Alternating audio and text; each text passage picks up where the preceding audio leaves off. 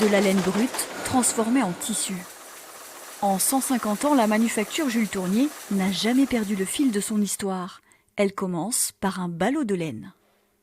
Alors ici, on a 800 tonnes de matières premières, donc des laines qui sont de provenance d'un peu partout dans le monde selon la spécificité de chaque produit.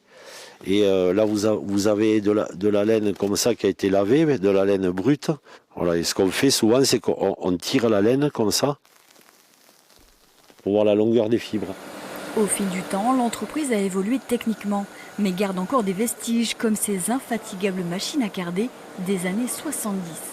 Je suis en train de ramasser les fils quand ils cassent pour les remettre sur le rouleau. L'entreprise emploie 100 salariés. Beaucoup ont appris leur métier sur place. Dans ces ateliers, les gens sont formés pendant un an et demi, 2 ans avant d'être autonomes sur les postes de travail. Et donc c'est aussi un challenge de passer le relais d'une génération à l'autre de salariés. Et même pour nous, dirigeants de l'entreprise, moi je suis la 6e génération. Dans cette usine, on fabrique du tissu zéro défaut, très haut de gamme. On développe des tissus qui sont fabriqués pour le prêt-à-porter féminin de luxe. Ça, c'est un tissu pour un créateur parisien, par exemple.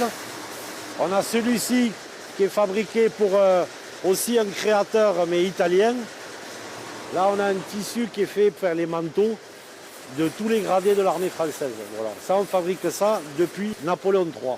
Ces dernières années, la société s'est tournée vers de nouvelles fibres techniques. Elles lui ont permis notamment de devenir le leader mondial des tissus anti-perforation pour les tenues d'escrime. Ça a toujours été un peu la culture d'entreprise de s'adapter au marché, de chercher des niches dans lesquelles on ne pouvait pas avoir trop de concurrents et surtout pas trop de concurrents étrangers qui arrivent avec des prix toujours moins chers. De génération en génération, cette famille d'industriels lainiers a su garder la fibre de l'innovation.